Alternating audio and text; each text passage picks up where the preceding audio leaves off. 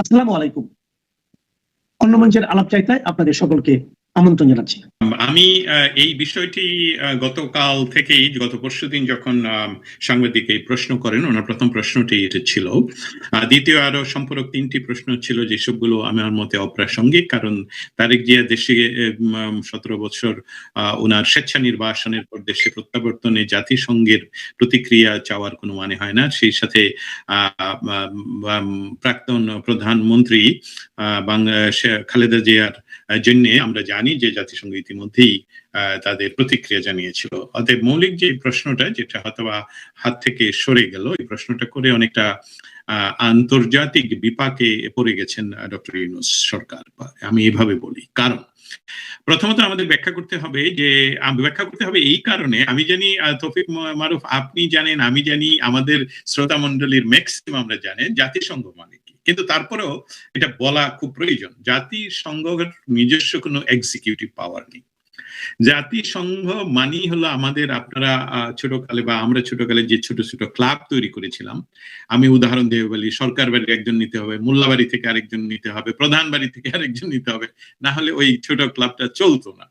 হ্যাঁ, তো এই ধরনের একটি আন্তর্জাতিক ক্লাবের নাম হলো জাতিসংঘ। জাতিসংঘের নামই গলদ, কারণ জাতি রাষ্ট্র পৃথিবীতে খুব কম। বাঙালি আমাদের একটা জাতি রাষ্ট্র আছে, পৃথিবীর বহু রাষ্ট্র জাতি রাষ্ট্র নয়।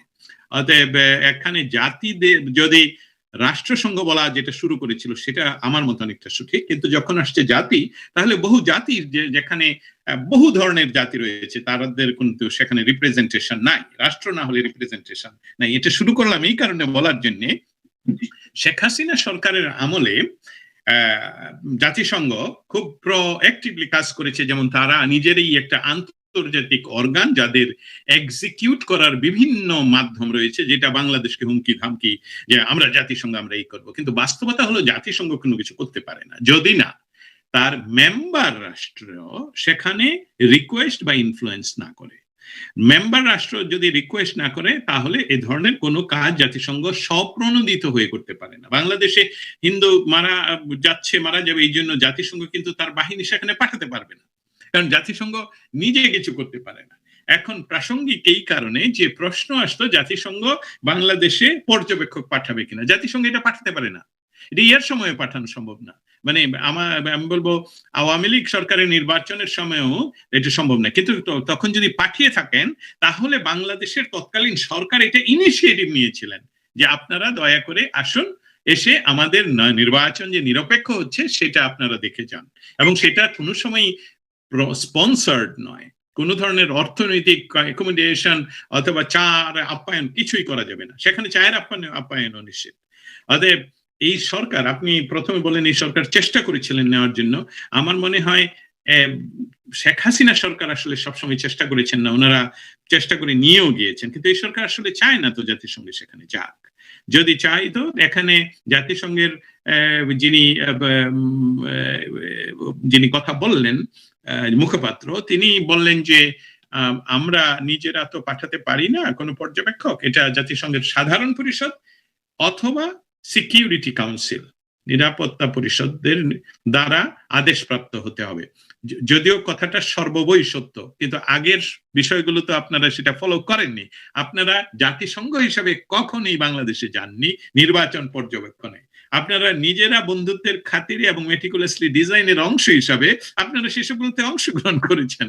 এখন আপনারা দেখাচ্ছেন মৌলিক আইনটা, যে আমরা তো আসলে হাত পাওয়া আমরা পর্যবেক্ষক আমরা পাঠাতে পারি না। অতএব এই বিষয়টা ব্যাখ্যা করার এই প্রয়োজনীয়তা ছিল যে এখানে দ্বিচারিতা আছে। জাতিসংঘ ছোট জগন্নাথ, তারা নিজেরা কিছু করতেও পারবে না। বাংলাদেশে যে কোনো সরকারের কথা বলি, তারা যদি জাতিসংঘকে বৃদ্ধাঙ্গুলি দেখায়, আর তখন সেটা এমনকি সাধারণ পরিষদ নয়, যদি সেটা নিরাপত্তা পরিষদ অ্যাকশন নেওয়ার রেজুলেশন করার পর যদি USA, Russia, China, UK, France এরা যদি অ্যাকশনে যায়, তাহলে অ্যাকশন হবে, না হলে কোনো ধরনের অ্যাকশন নেওয়ার কারো অধিকারও নেই, মানে এটা সম্ভব না। অতএব এই ছোট জগন্নাথের কথাবার্তা আমরা যতই বেশি বলবো, মানুষের কাছ থেকে আমি একটা মিথ ভেঙে দিতে চাই, এটাও আমার এই যুদ্ধের একটি অংশ। এই মিথটা হলো যে জাতিসংঘ মিথ, জাতিসংঘই বলছে। আমাদের শ্রোতা যারা এখন শুনছেন বা ভবিষ্যতে শুনবেন, আপনাদের কাছে আমার এই মিথ, জাতিসংঘ আসলেই আপনার সেই যে নিজের তৈরি করা ছোট জনতা সংঘ বলেন, দিশারি বলেন, নবকল্লোল বলেন, আমি ছোট ছোট ক্লাবগুলোর কথা বলছি, এই ক্লাবগুলোর চেয়ে বড় কোনো ক্ষমতা তাদের নেই। অথচ ওই ক্লাবগুলোর প্রত্যেকটা ইন্ডিভিজুয়াল মেম্বারের ক্ষমতা এদের চেয়ে অনেক বেশি ছিল। অতএব এটা দিয়ে এখন আপাতত শেষ করলাম এইভাবে যে জাতিসংঘের বাংলাদেশে যাওয়ার, বাংলাদেশ সহ পৃথিবীর কোনো দেশের নির্বাচনের ইন্টারনাল নির্বাচন পর্যবেক্ষণ করতে যাওয়ার জন্য প্রাথমিক শর্ত অবশ্যই পূরণ করতে হবে। সেটা হয় তাদের সাধারণ পরিষদ থেকে তাদেরকে আদেশপ্রাপ্ত হতে হবে, অথবা নিরাপত্তা পরিষদ পাঠাবে, যে সেখানে আসলে নির্বাচনটা ইনক্লুসিভ হচ্ছে কিনা, ফেয়ার হচ্ছে কিনা, এটা আমাদের জানা প্রয়োজন। না হলে আমরা ওইখানে বিভিন্ন অ্যাকশন নেব। সেই ধরনের পর্যায়ে জাতিসংঘকে বাংলাদেশ সরকারের পক্ষ থেকেও কোনো ধরনের রিকোয়েস্ট পাঠানো হয়নি আমার যেটা জানা আছে।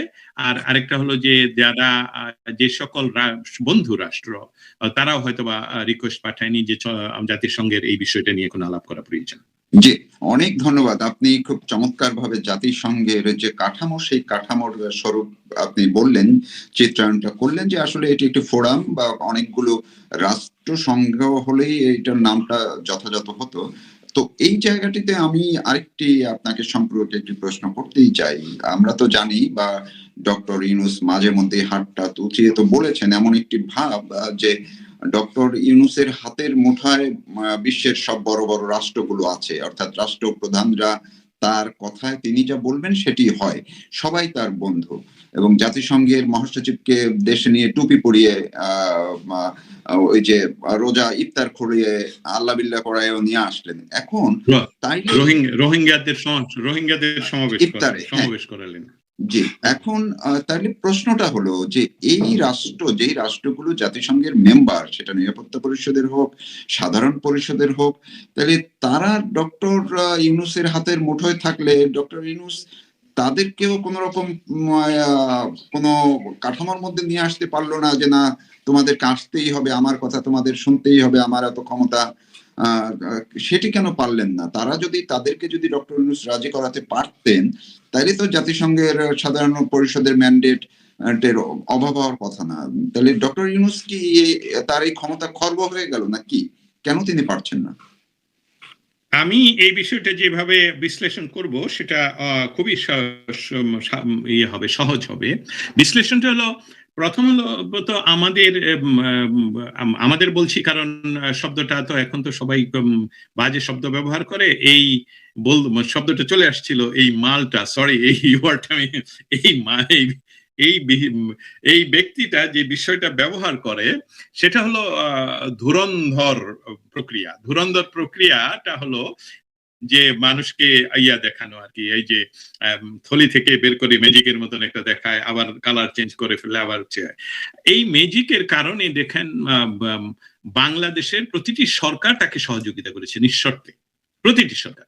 শেখ হাসিনার আমলে সে সবচেয়ে বেশি সাপোর্ট নিয়েছে, এবং শেখ হাসিনার আমলে এমনকি তার বন্ধু আমেরিকান প্রেসিডেন্টকেও সে বাংলাদেশে নিয়ে গিয়েছিল, এবং এইসবগুলো তার হলো মেটিকুলাসলি ডিজাইনের অংশ, এবং এইসবগুলো হলো তার ধুরন্ধরবাজি। কিন্তু বাস্তবতা তো, যেমন মিথ একটি ভাঙার চেষ্টা করলাম, সেটা হলো জাতিসংঘের ক্ষমতা। জাতিসংঘের কোনো ক্ষমতা নেই, ডক্টর ইউনূসেরও কোনো ক্ষমতা নেই কাউকে বলে কয়ে কিছু করার। কিন্তু অনেকগুলো আন্তর্জাতিক খেলোয়াড় যখন একসাথে হলো যে বাংলাদেশের রেজিম চেঞ্জ হবে, সেখানে দেখা গেল যে কিছু কিছু বিষয় কে ইনফ্লুয়েন্স ইউনূসের চেয়ে অন্যরা, আন্তর্জাতিক যারা অন্য খেলোয়াড় রয়েছে তাদের আকারে ইঙ্গিতে আইনের ভিতরে রেখে বা না রেখে অনেকটাই সেটা সরাসরি সেখানে মেটিকুলাসলি ডিজাইনের অংশ হিসেবে কাজ করলো। কিন্তু এটা ডক্টর ইউনূসের কৃতিত্ব আমরা দিতে পারি না, কারণ ডক্টর ইউনূস হলো একজন এজেন্ট। আমরা যদি ধরে নিই উদাহরণ হিসাবে, he is a sleeping agent.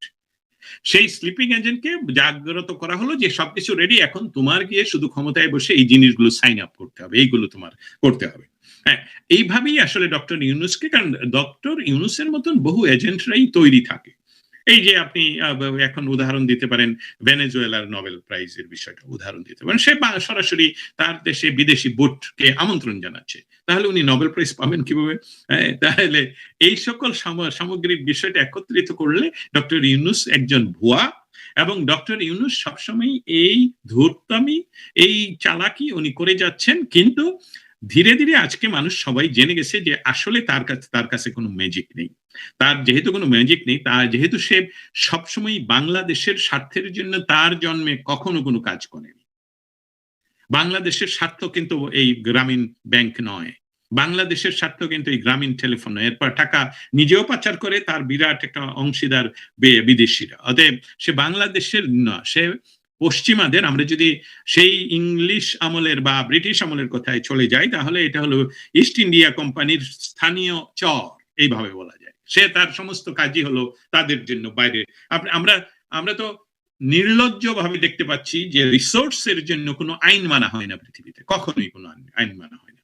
Resource যেখানে, সেখানে যার ক্ষমতা আছে, সেখানে সে একদম সরাসরি গিয়ে বলবে এটা আমার, এবং সেখানে তার পাওয়ার দেখাবে।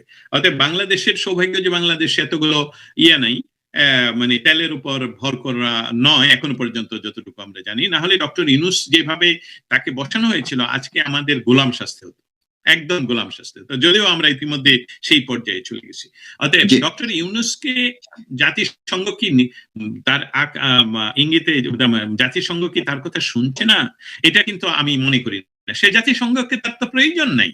জাতিসংঘে গেলেই তো একটা কোনো না কোনো ভাবে, জাতিসংঘের সবাইকে তো সে আর কানে কানে বলে দিতে পারবে না যে ভাই তোমরা কিন্তু এটাকে সার্বিক, নিরপেক্ষ, ইনক্লুসিভ এসব বলবে। সেখান থেকে কোনো একটা পরিষদ থেকে, যেমন 1400 আনুমানিক শব্দটা এখন ডক্টর ইউনূসের বিরুদ্ধে যাচ্ছে, যে 1400 লোক, আনুমানিক 1400 লোক হত্যা হয়েছিল, এবং কারা প্রকৃত হত্যাকারী সেটা কিন্তু জাতিসংঘের এরা বলছে যে আমরা এটা নির্ণয় করতে হবে, সরকারকে এটা খুঁজে বের করতে হবে আসল হত্যাকারীকে।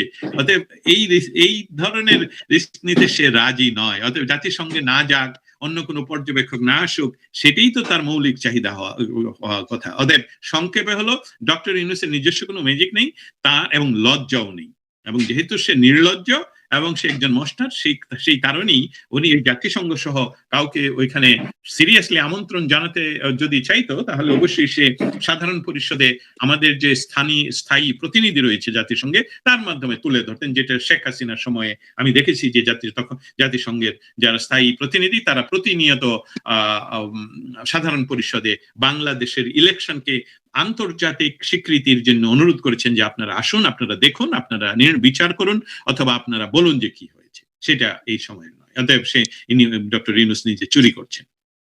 জি, এই জায়গাটিতে আপনি খুবই গুরুত্বপূর্ণ একটি সূত্র আমাকে ধরিয়ে দিলেন। আরেকটা প্রশ্ন, সেটা হচ্ছে যে যেহেতু জাতিসংঘ মাত্র কয়েকদিন আগে যখন শেখ হাসিনার বিরুদ্ধে রায় দেওয়া হয়েছে ফাঁসির, তখন জাতিসংঘ কিন্তু এটির প্রতিবাদ করেছে এবং বলেছে যে এই বিচারটি ন্যায়সঙ্গত হয়নি বা গ্রহণযোগ্যতা পায়নি। আবার তারা পরবর্তীতে এও বলেছে যে একটি ইনক্লুসিভ নির্বাচনের কথা বলেছে। এখন যদি জাতিসংঘ দেখতো যে বাংলাদেশে সব দলকে নিয়ে, বিশেষ করে আওয়ামী লীগ সহ একটা নিরপেক্ষ এবং ইনক্লুসিভ, অংশগ্রহণমূলক সবাইকে নিয়ে একটি নির্বাচন হয়, ভালো একটি নির্বাচন হয়, সেই ক্ষেত্রে কি জাতিসংঘ যেতে উদ্বুদ্ধ হতো কিনা টিম পাঠানোর ক্ষেত্রে? আমি এভাবে বলবো, প্রথমত কোন ধরনের পর্যবেক্ষক জাতিসংঘ পাঠাতে হলে কোনো ইন্টারেস্টেড পার্টি সেটাকে আনতে হবে সামনে, বলতে হবে যে আমরা চাই সেখানে আপনারা যান, এবং সেটা মেম্বার কান্ট্রি হতে হবে। এবং সেই মেম্বার কান্ট্রি শুধু বাংলাদেশ হলেই হতে হবে এরকম না, অন্য মেম্বার কান্ট্রি হলে সেটা সাধারণ পরিষদের নিয়মিত সভায় তারা উত্থাপন করবে, এবং সেখানে যদি সেটা পাশ হয়, অবশ্যই তখন জাতিসংঘ বাধ্য সেখানে তার প্রতিনিধি পাঠাতে পর্যবেক্ষক হিসেবে। বাংলাদেশ সেটা গ্রহণ করুক আর না করুক, বাংলাদেশ সেটা গ্রহণ করতে বাধ্য ওই কারণে, কারণ সে জাতিসংঘের পূর্ণ মেম্বার। অতএব জাতিসংঘ যখন একটা সাধারণ পরিষদের ডিসিশন নিবে, সেটা মানতে বাধ্য। এক্সিকিউশনের ক্ষমতা তাদের নেই আমি বলছি জাতিসংঘের, কিন্তু দেশ হিসেবে সেটা মানতে বাধ্য। অতএব যদি বলেন যে জাতিসংঘ ইচ্ছা প্রকাশ করছে না, এটা নয়, তবে জাতিসংঘের যারা এই মুহূর্তে খেলোয়াড়, তাদের একটা আছে যে কিছুদিন পূর্বেই এই দেশটাকে রেজিম চেঞ্জের জন্য আমরা যে কাজ করি, সেই মানুষগুলো তো একই জায়গায় বসা, তাই না? আমি বলছি যারা জাতিসংঘের দেশের প্রতিনিধি নয়, জাতিসংঘে যারা অনেকটা নির্বাচিত অনির্বাচিত হিসেবে ব্যুরোক্রেটরা কাজ করেন। শব্দটা আবারও বলি, জাতিসংঘ পৃথিবীর সবচেয়ে ব্যুরোক্রেট একটা সিস্টেম। আমি অনেকবার গিয়েছি, সেখানে আপনি লাইট জ্বালাতেও পারমিশন লাগে 3টা, এই ধরনের একটা বিষয়। অতএব হ্যাঁ, অন্ধকার করিডোর, আপনি সুইচে এই করো না, ইয়ে করো না, ওইটা তো ওই দল করবে। আচ্ছা, আমি বললাম এটা অন্ধকার ওই দল করবে। এই যে বিষয়টা, এটা হলো যে বাংলাদেশ সরকারের পক্ষ থেকে জোরালো ভাবে উঠানো উচিত ছিল যে আমরা নির্বাচনে তোমাদের পর্যবেক্ষক চাই, কারণ আমি আমার অবস্থানটা তোমরা জানো যে আমাকে নিয়ে অনেক দলই অনেক কথা বলে, পৃথিবীতেও আমার বদনাম আছে, এটা নিজে স্বীকার না করলে তো এটা হবে না। তাছাড়া অন্যান্য দেশের মধ্যে যদি কোনো দেশ এটাকে দাবি তুলতো যে আমরা এই নির্বাচনটা দেখতে চাই, যেটা নিরপেক্ষ হচ্ছে কিনা, সেটা আমলে আসতে পারতো। কিন্তু আমি সেই ধরনের কোনো তথ্য এখনো শেয়ার করতে পারছি না, তবে সময় শেষ হয়ে যায়নি, সেটা বলবো। জি, আরেকটা বিষয় আমি শুরুতে তুলছিলাম যে টিআইবি, ট্রান্সপারেন্সি ইন্টারন্যাশনাল বাংলাদেশ, এবং এর নির্বাহী প্রধান ডক্টর ইফতেখারুজ্জামান, তিনি কিন্তু এই সরকারেরই একটি কমিশনের, দুর্নীতি বিষয়ক কমিশনের, সংস্কার কমিশনের চেয়ারম্যান। পাশাপাশি এই সরকার অর্থাৎ ডক্টর ইউনূসকে ক্ষমতায় বসানোর জন্য কিংবা শেখ হাসিনা সরকারকে উৎখাতের জন্য যে একেবারেই ডিপ বা কোর গ্রুপের যে কয়জন, তাদের মধ্যে একজন ডক্টর ইফতেখারুজ্জামান, তিনি গতকালকে যে বিবৃতি দিয়েছেন, খুবই কড়া বিবৃতি দিয়েছেন একটা, এবং তিনি প্রতিবাদ করেছেন, অর্থাৎ টিআইবি প্রতিবাদ করেছে যে সরকারি টাকা বা নির্বাচন কমিশনের টাকায় ভারতে পর্যবেক্ষক, আন্তর্জাতিক পর্যবেক্ষক আনা কোনোভাবেই গ্রহণযোগ্য না, মানা যায় না। ভারতের শব্দটাও বিবৃতিতে উল্লেখ করা হয়েছে। পাশাপাশি বলা হয়েছে এরকম কোনো এখতিয়ারও নির্বাচন কমিশনের নাই যে কোনো পর্যবেক্ষক নিয়ে আসবে, তাদেরকে থাকা খাওয়ার সব খরচ নির্বাচন কমিশন বহন করবে। সেই ক্ষেত্রে বলা হয়েছে যে নির্বাচন কমিশন যদি এটি করে তাইলে তাদের নিরপেক্ষতা ক্ষুণ্ণ করবে, এটি অন্যায় করবে এবং আন্তর্জাতিক ক্ষেত্রেও এটি দুর্নাম বয়ে আনবে। পাশাপাশি তারা এটিও বলেছে আন্তর্জাতিক কোন সংস্থাগুলো এটি জেনে শুনে বুঝে বাংলাদেশ সরকারের বা নির্বাচন কমিশনের টাকায় নির্বাচন পর্যবেক্ষণ করতে আসবে, সেটিও দেখার বিষয়। আপনার কাছে কি মনে হয় ইফতেখারুজ্জামান সাহেব এই এত চরম একটি প্রতিক্রিয়া এবং প্রতিক্রিয়া কেন ব্যক্ত করলো, প্রতিবাদ কেন জানালো? অসংখ্য ধন্যবাদ। টিআইবির প্রধান ডক্টর ইফতেখারুজ্জামান যে কথা আপনি তুলে ধরলেন, আমাদের প্রথম বুঝতে হবে যে একটি সরকারকে টিকিয়ে রাখার জন্য, একটি রেজিম চেঞ্জের পর যে অবস্থাটা তৈরি হয়, সেই অবস্থাটাকে দীর্ঘমেয়াদী ধরে রাখার জন্য অনেকগুলো ফ্যাক্টর একসাথে কাজ করতে হয়। যেমন একটা গাড়ি চালাতে আপনার ড্রাইভার লাগবে, ইঞ্জিন লাগবে, গ্যাস লাগবে, অনেক কিছু লাগবে, সবকিছু আবার অ্যালাইনমেন্ট থাকতে হবে। অতএব ব্রেকও তো লাগে, তাই না? ব্রেক না হলে তো ওভার স্পিড হবে, ওভার স্পিড হয়ে অ্যাক্সিডেন্ট করবে। অতএব টিআইবির যিনি ডক্টর ইফতেখারুজ্জামান, উনাকে আমরা চিনি, আমাদের ব্যক্তিগতভাবে উনাকে আর পরিচয় করিয়ে দেওয়ার কোনো প্রয়োজন হবে না। অতএব উনি অ্যালাইনমেন্ট ঠিক করার জন্য চেষ্টা করছেন বলেই আমি যাদের সাথে এই বিশ্লেষণটা অন্যান্য যাদের সাথে কথা বলার চেষ্টা করেছি, নিউ ইয়র্ক ভিত্তিক এবং ওয়াশিংটন ডিসি ভিত্তিক এবং প্রাক্তন ভয়েস অফ আমেরিকার সাংবাদিকদের সাথে সহ, তারা সকলেই আমার সাথে একমত হয়েছেন যে এটা অনেকটা ওভার স্পিডিং যাতে না হয়, যাতে এটা ব্রেকের বা নিয়ন্ত্রণে থাকে। অর্থাৎ আমি চলে যাই 2024-এর নির্বাচনে। 2024-এর নির্বাচনে ওয়াশিংটন ডিসি ভিত্তিক একটি বড় সাংবাদিক দল বাংলাদেশে নির্বাচন উপলক্ষে ভ্রমণ করতে আগ্রহ প্রকাশ করে আমার সাথে আমাদের প্রেস ক্লাবে। এখন আগ্রহ প্রকাশ করলেই তো হবে না, এখন আমাদের ফান্ডিং এর প্রয়োজন, তাই না? আমার তো কোনো সংস্থা নেই, আমার তো কোনো ফান্ডিং নেই।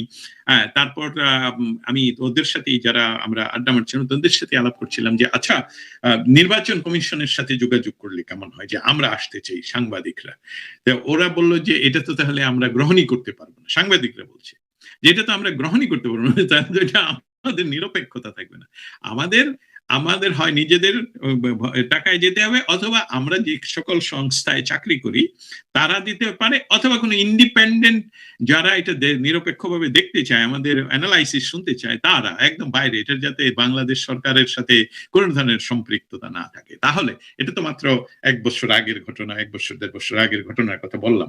সেখানে কিন্তু বাংলাদেশ সরকার কোনো ক্রমে, আমি যতটুকু জানি, বাংলাদেশ সরকারের এই ধরনের কোনো প্রচেষ্টা ছিল না। চেষ্টা করেছিল হয়তো বা বাংলাদেশ সরকার বিভিন্ন আন্তর্জাতিক সংস্থাকে আমন্ত্রণ জানাতে, আপনারা আসুন, দেখুন আমরা কিভাবে নির্বাচন পরিচালনা করি। বাস্তবতা ছিল একটু ভিন্ন, কারণ আন্তর্জাতিক প্রেক্ষিত, সেই সময়ের প্রেক্ষিতটা আমরা বারবার বলে যাচ্ছি 16 মাস ধরে। আমি আজকে সেই প্রেক্ষিতে যাব না, শুধু এটাই বলতে চাই যে ডক্টর ইফতেখারুজ্জামান উনি আমার ধারণা এবং আমার সাথে অনেক বড় বড় রাজনৈতিক বিশ্লেষকদের ধারণা যে উনি এখানে একটা ব্রেক হিসেবে কাজ করছেন, যে খুব স্পিডে চলছ। এটা তো ড্রাইভার তো অনেক সময় বেখেয়ালি হতে পারে, তাই না? উনি ডক্টর ইউনূস তো এখন আমি এটা কেন বলছি, উদাহরণ দেওয়ার জন্য, সুরভি নামক একটা মেয়ের সকালবেলায় তাকে বলা হলো যে তাকে জেলে যেতে হবে, 3 দিনের রিমান্ডে যেতে হবে। তারপর দেখা গেল যে বাংলাদেশের একজন মন্ত্রী, নাম হলো মোহাম্মদ নজরুল ইসলাম, আসিফ নজরুল যাকে আপনারা বলেন, তিনি বললেন যে আমি এই বিষয়ে ব্যবস্থা নিচ্ছি, ইনশাল্লাহ কাজ হবে।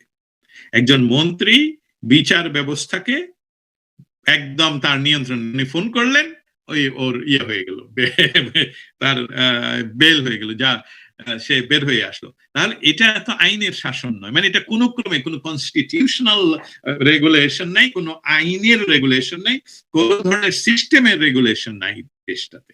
অতএব সেখানে যখন আপনি এই জন্য তো রাষ্ট্রের 3টা বিভাগ থাকে, তাই না? একজন আইন তৈরি করে, আরেকজন আইন প্রয়োগ করে, আরেকজন আইনের প্রয়োগ সঠিক হলো কিনা সেটার বিচার করে, বিচার বিভাগ, এক্সিকিউটিভ বিভাগ এবং পার্লামেন্ট।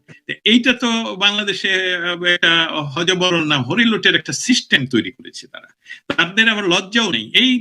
এই আসিফ নজরুল সারা বছর ধরে আইন বুঝাতেন আমরা যে আইনের কত ব্যত্যয় হচ্ছে, অমুক হচ্ছে, তমুক হচ্ছে, কিন্তু আসলে উনি এখন কোন আইনে এটা ফেসবুকে আবার লেখলেন যে আমি যোগাযোগ করলাম, এবং তার 1 মিনিটের ভিতরে 10 মিনিটের ভিতরে সেটার জামিন দিয়ে তাকে মুক্ত করা হয়। সো এটা উদাহরণটা আনার এটা কারণটা হলো যে ওরা যে নিজেদের টাকায়, আমার কাছে প্রমাণ আছে ওয়াশিংটন ডিসিতে এই যে 11 তারিখেও ড্যান মোজেনাকে নিয়ে ওরা করবে, একটা তথাকথিত একটা সংস্থার নাম দিয়ে, কিন্তু ঘটনা হলো এটা সরাসরি ডক্টর ইউনূসের টাকা, সরকারের টাকা এরা করছে, এবং তাদের একদমই মৌলিক বা বেসিক যে লজ্জা থাকা উচিত, যেটাকে আমরা বলি যে নীতিগত প্রশ্নে আমি এই কাজটা করতে পারি না, এটা তো আমার ব্যারিয়ার থাকা উচিত, তাই না? তাহলেই তো দেশটা টিকবে, সেটা তো তাদের নেই। অতএব বাংলাদেশ সরকারের যে তথ্য আপনি আমাকে দিলেন সেটা চরম হয়ে যাওয়াতেই এই টিআইবির প্রধান ডক্টর ইফতেখারুজ্জামান উনি একটু ব্রেক কষলেন যে এই ধীরে চলো। আমি যদি আপনার প্রশ্ন আরো একটা করার আগে আমি একটু অন্য না, এই প্রসঙ্গের আর একটু এক্সটেন্ড করতে চাই, আপনি যদি অনুমতি দেন। জি, সেটা বলছি, এই নির্বাচনটা দেখুন 2000, মানে আমি খুব সংক্ষেপে, যাতে আমাদের শ্রোতামণ্ডলী খুব বিরক্ত না বোধ করেন, আমাদের দেশে 90 সনের পরে প্রথম নির্বাচনে জয়লাভ করলো বিএনপি জয়লাভ করে, কিন্তু ওনারা ক্ষমতা ছাড়লেন না ছাড়ার পর সেখানে কি হলো, 96 সনের নির্বাচনের কথা বলছি, সেখানেও তত্ত্বাবধায়কের বিভিন্ন সমস্যার ভিতর দিয়ে 2001 সনে আওয়ামী লীগ ক্ষমতায় আসলো। আওয়ামী লীগ বর্তমান সময় পর্যন্ত বাংলাদেশের একমাত্র রাজনৈতিক দল এবং শেখ হাসিনাই একমাত্র ব্যক্তি যিনি তার মেয়াদ উত্তীর্ণ 30 দিন আগেই শুধু পদত্যাগ করেননি, উনি ক্ষমতা হস্তান্তর করে দেন তত্ত্বাবধায়ক সরকারের কাছে। সেই সরকারের পরে নির্বাচিত হয়ে যে বিএনপি ক্ষমতায় বসে, সেই বিএনপি কিন্তু আবার সরকার ছাড়তে চায়নি এবং তাদের প্রেসিডেন্টকে তত্ত্বাবধায়কের প্রধান সব কিছু উইল নট রিপিট দ্যাট, সেটার বিরুদ্ধে আওয়ামী লীগ আন্দোলন করে এবং 2008 সনের এই নির্বাচনে, যে আপনারা এই ইতিহাস জানেন, নির্বাচিত হয়ে আসে। সেই নির্বাচনের পর 2024 নির্বাচন পর্যন্ত, আমি কিন্তু আওয়ামী লীগের সাফাই করার জন্য বলছি না, আপনারা বলুন শ্রোতামণ্ডলী, এবং আমি আহ্বান জানাচ্ছি নজরুল সাহেবকে, আপনি উত্তর দিবেন, আপনি শুনবেন এবং উত্তর দিবেন। ওই 3টা নির্বাচনে জনগণের অংশগ্রহণ ছিল মিনিমাম, সেই বিষয়ে আপনার সাথে আমার কোনো সংশয় নেই, কিন্তু সেই সকল নির্বাচনে কোন রাজনৈতিক দলটি অংশগ্রহণে তাদের ছিল, নিষেধাজ্ঞা ছিল? বিএনপির উপর ছিল না এবং কোন দলের উপর ছিল না। জামায়াতে ইসলামীর বিষয়টাও আমি ব্যাখ্যা করতে হবে আইনগতভাবে, যে যেহেতু বাংলাদেশের এখনো পর্যন্ত নির্বাচন কমিশনের আইন হলো যে কোনো রাজনৈতিক দল যদি বাংলাদেশের সংবিধান পরিপন্থী তাদের ম্যানিফেস্টো থাকে, তাদের সংবিধান থাকে, তাহলে তারা নির্বাচনে অংশগ্রহণ করতে অযোগ্য বলে ঘোষিত হবে। যেটা বাংলাদেশের এই জামায়াত ইসলামী বাংলাদেশের সংবিধান সম্মত তাদের সংবিধান নয়, তাদের রাজনৈতিক ম্যানিফেস্টো ইজ ডিফারেন্ট। অতএব তারা বাংলাদেশের স্বাধীনতার মৌলিক 4 স্তম্ভকেই অস্বীকার করে। সেখানে তারা যে আমাদের যে ধর্মনিরপেক্ষতা সেটাকে তারা অস্বীকার করে। অতএব তারা ইলেকশন কমিশনের আইন অনুসারেই তারা এখনো পর্যন্ত অযোগ্য, যদিও তারা জোর করে এবার নির্বাচন, তার যেহেতু তারা ক্ষমতায়। আচ্ছা, এটা তোলার আরেকটি কারণ যে বিএনপি নিষিদ্ধ ছিল না, কিন্তু তাদের গণতান্ত্রিক অধিকার তারা চর্চা করেছেন এবং তারা দাবি করেছেন যে আমাদেরকে একটি এমন নির্বাচনের ব্যবস্থা করতে হবে যেখানে আমরা অংশগ্রহণ করতে পারি।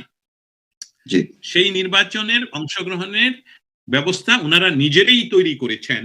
এখন তাহলে এখন কেন ওনারা নিজেরা বলছেন না যে আমরা তো নির্বাচন চেয়েছিলাম সকলের অংশগ্রহণমূলক, যারা সকলেই আমরা অংশগ্রহণ করতে পারি? তাহলে তারা আজকে কেন বলছেন না যে আওয়ামী লীগকে বাইরে রেখে তো আমরা নির্বাচন চাইনি, আমরা তো আওয়ামী লীগের সময় রক্ত দিয়েছি, আন্দোলন করেছি, জেলে গিয়েছি, যে আমরা একটি এমন নির্বাচন ব্যবস্থা তৈরি করব যেই নির্বাচন ব্যবস্থায় সকল দল অংশগ্রহণ নিশ্চিত থাকবে, জনগণ নির্বাচনে তাদের ভোটাধিকার প্রয়োগ করবে এবং তখন যারা নির্বাচিত হয়ে আসবে আমাদের কোনো আপত্তি থাকবে না। এটা তাদের 17 বছরের বিএনপির বন্ধুরা যারা আমার কথা শুনবেন, আমি কিন্তু বলছি একজন সাংবাদিক হিসেবে আমার এটা প্রশ্ন আপনাদের সকলের কাছে, আজকে কি আপনারা তাহলে এর চেয়ে বড় ভুল করছেন না? যে 3টি নির্বাচনের কথা আপনারা বলছেন, 3টি নির্বাচনই আপনারা বয়কট করেছিলেন, একটিতে অংশগ্রহণ করে তারপর আপনারা যখন 7টা-8টা সিট পান তারপরে সংসদে ছিলেন 2 বছর, তৃতীয় বছর বা চতুর্থ বছর গিয়ে আপনারা পদত্যাগ করেন। তাহলে সকল নির্বাচনগুলো যদি ইনক্লুসিভ না হয়ে থাকে, মার্কিন যুক্তরাষ্ট্রের পররাষ্ট্র দপ্তর যদি বলে থাকে 2018 এবং 2024-এর নির্বাচনকে আমরা বলিনি যে এটা সঠিক নির্বাচন হয়েছে, তাহলে আজকে আপনারা এর চেয়ে খারাপ নির্বাচনে কিভাবে এই যে দ্রুত গতিতে আপনারা গাড়ি চালাচ্ছেন, এই জন্য ডক্টর ইফতেখার ব্রেক করছেন যে এই যে আওয়ামী লীগকে বাদ দিয়ে, আওয়ামী লীগের সাথে যারা 14 দল ছিল তাদের সবাইকে বাদ দিয়ে, তাদের মধ্য থেকে যারা স্বতন্ত্রতায় নির্বাচন করেছিল তাদের প্রায় 90%কে মেটিকুলাসলি বাদ দিয়ে, আপনাদের মধ্যে যারা নিজেদের ভিতরে নিজেদের নেতৃত্বকে চ্যালেঞ্জ করছেন তাদের সমস্ত প্রায় 100% বাতিল করে দিয়ে তারপরে আপনারা বুলেট প্রুফ জ্যাকেট পরে নির্বাচনের ক্যাম্পেইনে আপনারা বের হচ্ছেন, তাহলে কি ধরনের জনগণের সম্মতি অংশগ্রহণমূলক নির্বাচন আপনারা পরিচালনা করছেন? ব্যাপারটা কিন্তু পরিষ্কার হয়ে গেল সকলের কাছে যে আপনারা, আমি বিএনপি সহ বলছি, আপনারা কিন্তু আসলে নির্বাচন কখনো চাননি। নিরপেক্ষ, নির্দলীয় এবং সর্বদলের অংশগ্রহণমূলক নির্বাচন আপনারা চাননি। দুঃখজনক ভাবে হলো বলতে হয় যে শেখ হাসিনা সরকারের ব্যর্থতা সেখানে অবশ্যই রয়ে গেছে। কি ব্যর্থতা? যে উনি কোন দলকে নিষিদ্ধ করেননি, কিন্তু তারা নির্বাচনে এসেও বলে নির্বাচন ভালো হয়নি। সেই বিরুদ্ধে ন্যারেটিভ তৈরি করা, জনগণকে উদ্বুদ্ধ করা, স্পেশালি জেন জি কে বোঝানো যে দেখো নির্বাচন তো ওপেন টু অল, আমরা আমাদের যদি সকল দল মিলে নির্বাচন করি, আমরা যদি ভুল করি তাহলেই তো আন্দোলনটা বড় হবে। কিন্তু সেটা না করে তারা সবসময় চেয়েছে পেছনের দরজা দিয়ে ক্ষমতায় যেতে। আমি আবার বলি, এই পিছনের দরজার ক্ষমতা হলো আওয়ামী লীগ, অ্যাটলিস্ট 40% ভোটার সেখানে রয়েছে, জাসদ সহ অনেকগুলো দল, 14টি দল, তাদের একসাথে যোগ করলে এটা 50%-এর উপরে হয় বাংলাদেশের সমর্থন যদি বলি। কারণ সবাই তো আর ভোট দিতে যায় না, সমর্থকরা 100% ভোট তো হয় না। অতএব এই বিএনপি যেই নির্বাচনের বৈতরণী পার হওয়ার জন্য যেই পথে যাচ্ছেন, সেখানে অনলি তাদের সাথে কোনো প্রতিদ্বন্দ্বিতাও নেই। সেখানে জামাতের ভোট হলো 3% বাংলাদেশে, তাদের সাথে। তাহলে আপনারা কত বড় অন্যায়ের পথ বেছে নিলেন, যেটা অসাংবিধানিক। আন্তর্জাতিক প্রত্যেকটি ইনস্টিটিউট বলবে যে এটা তো আমরা দেখিনি যে অংশগ্রহণমূলক নির্বাচন। তাহলে এই নির্বাচনে আপনারা যাচ্ছেন কেন? যাচ্ছেন কারণ আপনাদের একটাই প্রয়োজন, সেটা হলো ক্ষমতা। এই শেখ হাসিনা সরকারের আপনারা এই নির্বাচনে অংশগ্রহণ যদি করেন আর এই নির্বাচনের মাধ্যমে যদি আপনারা ক্ষমতায় বসতে পারেন, তাহলে এটা শতভাগ প্রমাণিত হবে ফর দ্য আগামী যে কোনো সময়ের জন্য যে বিএনপি কখনো ইনক্লুসিভ নির্বাচন চায়নি। অতএব এই নির্বাচনে ভবিষ্যতে যখন বাংলাদেশের প্রো বাংলাদেশ সরকার এসে আপনাদের সকলকে নিষিদ্ধ ঘোষিত করে তারা বিরোধী দল এবং সরকারি দল উভয় পক্ষেরই থাকতে হবে, উভয় দলেই থাকতে হবে অনলি প্রো বাংলাদেশের রাজনীতি, এছাড়া অন্য সকলের রাজনীতি নিষিদ্ধ হওয়ার সম্ভাবনা যদি দেখা দেয় তখন কি বলবেন? অতএব আমি মনে করছি বিএনপির এখনো সময় রয়ে গেছে। আমরা 21শে অগাস্ট গ্রেনেড হামলার কথা বলে যাইনি, আমরা অনেক কিছুই ভুলে যাব না, কিন্তু বিষয়টা হলো যে এখনো সময় রয়ে গেছে বিএনপির মতো দল, এবং যেহেতু তারেক জিয়া তিনি নিজে 17 বছর স্বেচ্ছা নির্বাসনের পর দেশে এসেছেন, এবং ওনার আগমনে একটি বিষয় অন্তত পক্ষে লক্ষ্য করা গেছে, সেটা হলো জামাতের যে রমরমা ভাবটি ছিল, যে তেল তেলে ভাব ছিল, সেখানে কিছুটা হলেও তার উপর পানি বর্ষিত হয়েছে, এটাই ধারণা। এবং সেখান থেকে যে আরেকটা স্টেপ ওনাদের অবশ্যই নেওয়া উচিত, যে নির্বাচন পিছিয়ে দেওয়া, এবং সেখানে কি ইনক্লুসিভ নির্বাচন হতে হবে, সেটার নিয়ে বিভিন্ন আলাপ হতে পারে, কে অংশগ্রহণ করতে পারবে কি পারবে না। একটি রাজনৈতিক দলকে নিষিদ্ধ ঘোষণা করে নির্বাচন হবে না, হলেও টিকবে না, এটাই আমার কথা।